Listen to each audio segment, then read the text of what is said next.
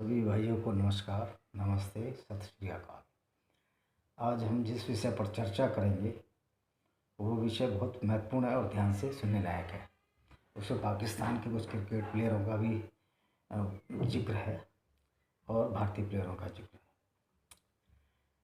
है। एक प्लेयर है पाकिस्तान का, इंजमाम उल हक। वो जब कलकत्ते आया था किसी एडवर्टाइजमेंट के चक्कर में, वो सौरव गांगुली के साथ उनका एडवर्टाइजमेंट शूट था। तो उन्होंने एक मुलाकात में उन टीवी बताया कि मेरा खाना भी गांगुली के घर से ही आता था, और जब तक मैं वहाँ रहा गांगुली के घर ही खाना आया। मैं उस इंजमाम उल हक से पूछना चाहता हूँ कि उसने ब्रायन लारा को भी दीन की दावत दी थी, यानी कि उसके इस्लाम में आ जाओ। तो क्या इसलिए दावत दी थी? इस्लाम की शिक्षाएं इंजमाम हक को मेरे ख्याल ज़्यादा पढ़ नहीं पाए, जिसमें कातिलों को बार बार मारने के लिए कहा गया है, चाहे अल तौबा आयत नंबर 5 हो, चाहे अल मैदा 33 हो, 5:33।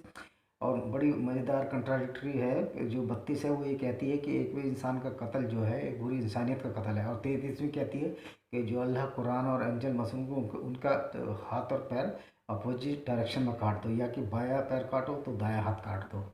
और दूसरा एक शाहिद अफरीदी जी हैं। शाहिद अफरीदी जी कह रहे थे कि मेरे दादा इस लड़ाई में इंडिया के खिलाफ जो रजाकार है, एक्चुअल में ये गुंडे गुंडे मवाली जितने भी थे उन्होंने शुरू में इस्लाम को अडॉप्ट किया था, क्योंकि उनको लूट का माल गनीमत, औरतों को सेक्स स्लेव बनाया जा सकता था, ये सब देख के ही वो उसमें अट्रैक्ट हुए थे।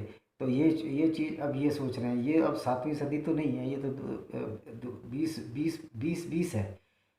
तो 20-21 है। तो इसका मतलब ये हुआ कि अब इनको ये समझ जाना चाहिए कि ये सब अब चलने वाला नहीं है जो चूर्ण इन्होंने बेचा इस्लाम के नाम पर।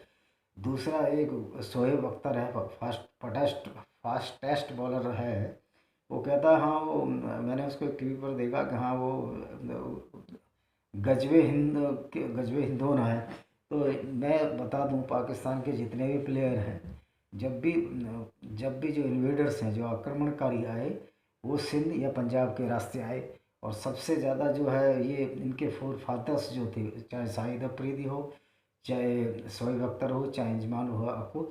इंजमान हक तो बाद में माइग्रेट होकर गया है, लेकिन शोएब अख्तर और शाहिद अफरीदी के लिए मैं स्पेशली कहना चाहूँगा। और जावेद मियाँदाद के, जो कि हकला है, जिसको बोलना भी नहीं आता, वो हमारे हिंदू कौम को कमज़ोर बनाता है। अब जितने भी पाकिस्तान में कन्वर्टेड मुस्लिम हैं वो ज़्यादा कमज़ोर हैं, क्योंकि उनके फोर फादर डर की वजह से सलवार पहन लिए थे, जिसको कहते हैं तलवार के डर से सलवार पहनना। उन्होंने अपना धर्म बदला। और जो अभी हिंदू हैं स्टिल, चाहे पाकिस्तान में है, चाहे बांग्लादेश में है, चाहे इंडिया में है, तो नेपाल तो खैर कभी अंडर में रहा ही नहीं है, हिंदू कंट्री है वो। तो हम सब ब्रेव हिंदू हैं, जिन्होंने हमारे पुरखों ने इतने यातना सहने के बाद भी धर्म नहीं बदला। और तुम लोग जिनके पुरखे कायर थे, डरपोक थे, और तुम्हारी फोर फादर्स जो वुमेन्स थे उनके साथ जो मोलेस्टेशन हुआ वो तुम्हारे ही ज़्यादा हुआ सकते।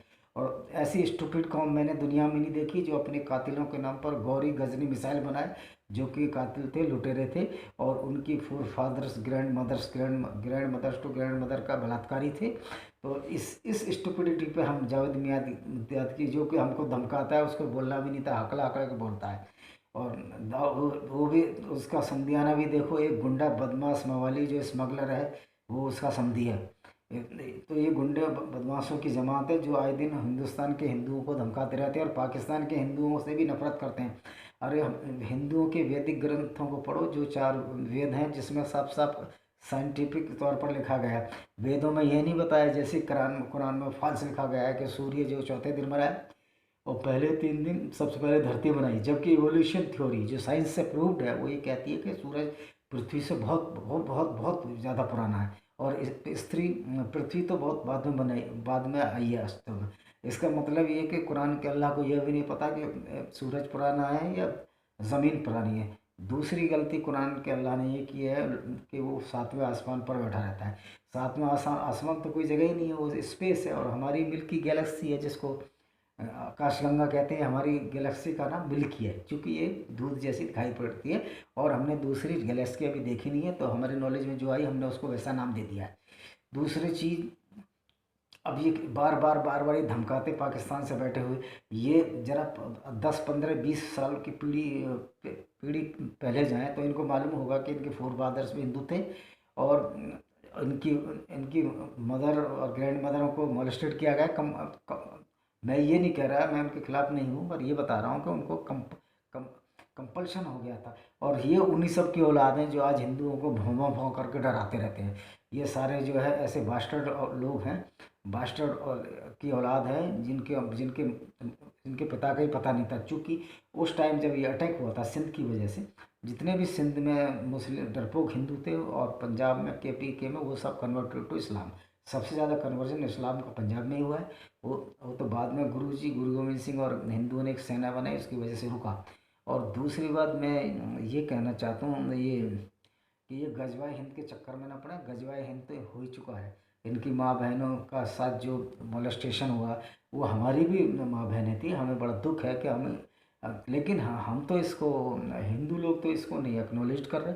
और तुम्हारे पास तो कोई कल्चर ही नहीं है, तुम अरेबिक भी नहीं हो, टर्किश भी नहीं हो, तुम वो डरपोक हिंदुओं के वंशज हो, जिनको इन्वेडर्स जो मुस्लिम्स हैं उन्होंने ज़बरदस्ती तलवार के दम पर आपको सलवार पहनाई, आपको नमाज पढ़ाई, आपका खतना कराया। तो ऐसे लोग हमें धमकी दे रहे हैं, पहले वो अपनी गिरबान में झांक लें। वो डरपों की औलाद हैं और हमको धमकी दे रहे हैं। उनको समझना चाहिए कि लोगों को शांति के साथ रहना चाहिए, लड़ाई झगड़ा नहीं करना चाहिए। लेकिन इसमें मैं अपने मुस्लिम भाइयों की कोई गलती नहीं बताता हूँ। उसकी वजह यह है कि वो जो कुरान में पढ़ रहे हैं वो तो वो कर रहे हैं, और सच्चा मुस्लिम वही है जो कुरान पढ़ता है। और जो कुरान पढ़ता है वो वो कातिल है काफिरों का। तो जो ईमान बार बार अपने सेंटेंस में 3 बार बोलता है मुसलमान है मुसलमान है, वो उतना ही खतरनाक है हिंदुओं के लिए। क्योंकि हर नमाज में जो प्रेयर या नमाज जो अता करते हैं, उसमें पता है क्या लिखा रहता है कि हमारी काफिरों पर विजय प्राप्त हो, यानी कि हिंदुओं पे या ईसाइयों पे या यहूदियों पे हमारी विजय प्राप्त हो। और ये यहूदियों से इतनी नफरत क्यों करते हैं? ये जो इज़राइल है, इराक है, सीरिया है, ये तो सारी लैंड ही यहूदियों की। यहूदी धर्म बहुत पुराना है, इस्लाम तो बहुत बाद में है। तो ये ज़मीन, इज़राइल ज़मीन यहूदियों का पहला हक है उस पर। और बाकी ईरान इराक में जोरास्ट्रियंस को ख़त्म कर दिया इन्होंने। जो जिनको हम पारसी भी कहते हैं उनको ख़त्म किया। वो थोड़े 1-2-3 लाख बचे होंगे। लेकिन ये हिंदू कौम इतनी रेजिस्टेंस दिया इस्लाम को, इतना किसी ने नहीं दिया। और वेस्टर्न में फिर स्पेन के आगे जो है क्रिश्चियन कंट्रीज़ ने इनको बहुत रेजिस्टेंस दिया। और ये हिंदुओं से सिर्फ इसीलिए चिढ़ते हैं कि हमारे पास बहुत सारे वेद है जो झूठी सच्ची कहानी नहीं है, सच्चाई है। और पुराण उराणों को हम मानते नहीं। पुराण उराण भी इतने ही झूठे हैं जितने कि कुरान में डिस्क्राइब किया गया है बहुत सारी गलत चीज़ें। मतलब जो सत्यता की कसौटी पर खरी नहीं उतरती हैं।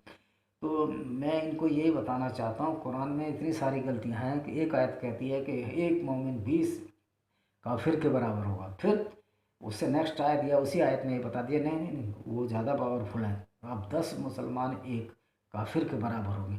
मतलब ये है कि जब मोहम्मद साहब की इच्छा आई तब उन्होंने एक आयत उतार दी अपने लिए और ये कुरान बन गया। और हम सिद्ध कर देंगे कुरान कोई अल्लाह की वाणी ही नहीं है।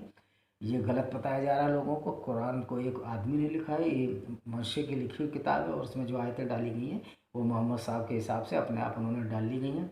इसका कोई प्रूफ नहीं है कि गैब्रियल फरिश्ता आया था। अगर गैब्रियल फरिश्ता हीरा की गुफा में आया था तो मोहम्मद साहब को पसीने पसीने क्यों हो गए थे, डर के क्यों कांपने, ट्रेम्बल्ड क्यों किया? फिर घर जाए तो आयशा ने बता दिया हाँ वो गैब्रियल फरिश्ता होगा। तो आयशा को पता था लेकिन मोहम्मद साहब को पता नहीं था। इसलिए बिल्कुल ये घड़ी घड़ाई मतलब फैब्रिकेटेड स्टोरी लगती है। ये बनाई है, खुद की बनाई है। और इसलिए मैं कहता हूँ कुरान में इतनी सारी गलतियाँ हैं। सूरज जो तालाब में छिपता है, जो कीचड़ के में छिप जाता है, जबकि सूरज कहीं भी नहीं छिपता है। वो तो पूरी दुनिया में ऐसे वंडरिंग कर रहा है और हमको इसलिए नहीं दिखाई देता कि पृथ्वी घूम रही है। जबकि इस्लाम जब ये बोलता है कि पृथ्वी नहीं घूम रही, तो नेचुरली है कि वो बताएंगे कि सूरज तालाब के पीछे छिपता है, हो जाएगा। और अरब में जहाँ वो रहते थे इसी तरह की चीज़ें। और दूसरी बात है, इस्लाम ने हमको किया है, इस्लाम ने राइट प्रॉपर्टी रॉबरी, किलिंग और इंस्लेव्ड मनुष्यों को गुलाम बनाना ये दिया है। क्योंकि जो बनु कुरैज़ा के कबीले के साथ ही है कि सबको मार दिया गया। जो उनकी स्त्री थी, जो सुंदर लड़की थी, उसके हस्बैंड को भी मार दिया गया, उसके पिताजी को भी मार दिया गया। और उसके साथ फिर ऊँटनी पे मोहम्मद साहब चले, 3-4 किलोमीटर जाके उन्होंने डेरा गाड़ा और उसी रात उसके साथ हम बिस्तर हुए। उनको कम से कम इस अवस्था का तो सोचना चाहिए कि इसके हमने अभी हस्बैंड को मारा, इस अवस्था में नहीं है।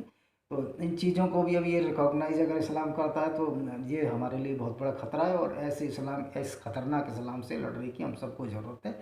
क्योंकि ये लोग तो बस एक खुशी इस बात की है कि 30% ईरानियन आप अपने को एक्स मुस्लिम या एग्नोस्टिक कहते हैं या नास्तिक कहते हैं, क्यों, और बहुत सारी कुराने उराने सब उन्होंने फेंक दी जला के। जैसे जैसे हमारा मुसलमान भाई पढ़ेगा लिखेगा वो इस्लाम को छोड़ेगा, ये हमारी, ऐसा मेरा सोचना है। और दूसरी बात यह है कि अब जो मुसलमान ब्रदरन हैं वो भी पढ़ लिख गए हैं और वो इन चीज़ों को जानते हैं कि हमको, क्योंकि उनके बच्चे कंफ्यूज हो रहे हैं। अगर मदरसे में जाते हैं पढ़ने तो बताया जाता है कि पृथ्वी घूम रही है, घूम नहीं रही है इस तरह, लेकिन जैसी क्लास में जाते हैं साइंस के में बोलते हैं कि पृथ्वी घूम रही है, तो बच्चे भी कंफ्यूज हो रहे हैं और इसलिए साइंस डेवलप नहीं कर पा रही है इस्लामिक कंट्री। दूसरी बात ये, इस्लाम वालों का जो ड्यूल चेहरा है, डबल चेहरा, डबल स्टैंडर्ड, जिसको ये बोलते हैं तकिया, मतलब झूठ बोल के अपना काम निकालो। ये जहाँ जहाँ मुस्लिम मेजोरिटी है वहाँ इस्लामिक कंट्री घोषित कर देते हैं, लेकिन जहाँ इनकी माइनॉरिटी है वहाँ भी इनको सरिया चाहिए। तो भैया क्यों सरिया चाहिए तुम्हें? तुम्हारी सरिया तुम लगाओ, अपना कंट्री भागो मुस्लिम देशों में जहाँ तुम रहे, यहाँ तो वही कानून चलेगा ना जो इस देश का। मैं सैमुअल पर मैं फ्रांस के राष्ट्रपति को ये धन्यवाद देना चाहूँगा, उन्होंने जो इस्लाम, जो बर्बरियत है इस्लाम के खिलाफ बहुत बुरी लड़ाई लड़ी। और दूसरी बात यह है कि मुस्लिम भाइयों में कोई कमी नहीं है, कमी इनकी डॉक्ट्रिन में, इस्लाम की डॉक्ट्रिन में, जो इनको कातिल कातिल हैवान और न जाने क्या क्या, न जाने रैपिस्ट, न जाने क्या क्या बनाती है।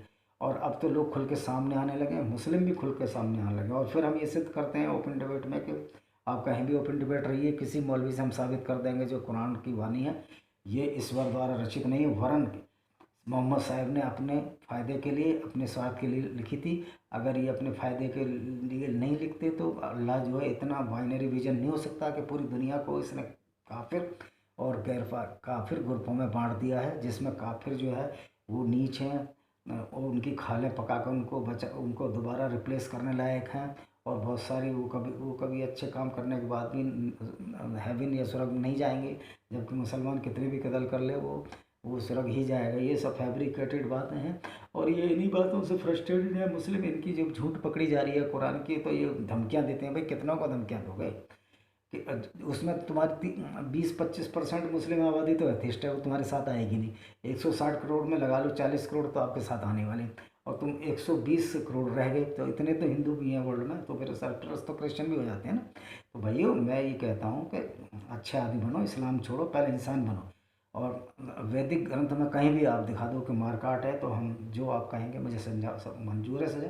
दूसरी बात है, महाभारत का उदाहरण लेंगे, महाभारत में वायलेंस है, महाभारत में वायलेंस है, भाई भाइयों की लड़ाई है, उसमें ये नहीं कहा गया कि जो तुम्हारे को ईश्वर को ना माने, कृष्ण को ना मारे, उसको काट दो। तो महाभारत एक अलग चीज़ है और वो भी रिलीजियस बुक नहीं है, वो बुक डॉक्यूमेंटेशन है कि किस तरह का युद्ध के नियम थे। महारात को लड़ाई नहीं होती थी, सब मिल बैठ कर साथ खाते थे, और वो लड़ाई दो ग्रुपों, दो भाइयों की थी, किसी दो धर्म के बीच की नहीं थी, वो इनर फाइट थी वैदिक सनातन कल्चर वाले लोगों को। इसलिए इस्लाम ने जैसे बांटा है काफिर नॉन काफिर, वैसे गीता है, रामायण ने इंसान को ऐसे नहीं बांटा कि हिंदू और गैर हिंदू, और हिंदू सब श्रेष्ठ हैं और ये सब उनकी खालें जो पका के उबालेंगे फिर खालें बदल देंगे, इस तरह की वाहियात बातें हमारी इस गीता और रामायण में जो ये वाहियात बातें कुरान मजीद में लिखी हुई गई हैं, खाले पकाना, ये करना, और लौंडी रख लो, सेक्स स्लेव रख लो। कभी कभी तो मुझे बड़ा दुख होता है कि हमारे मुस्लिम भाई इतने समझदार होते भी अभी भी इस्लाम को ही तरजीह देते हैं। तो इसलिए मेरा फिर कहना है कि इंसान बनो, इस्लाम छोड़ो, और आप वैदिक धर्म माने न माने, लेकिन इंसानियत को ज़रूर माने। इन्हीं शब्दों के साथ मैं अपने इसको नाम देता हूँ। जय हिंद, जय भारत, वंदे मातरम।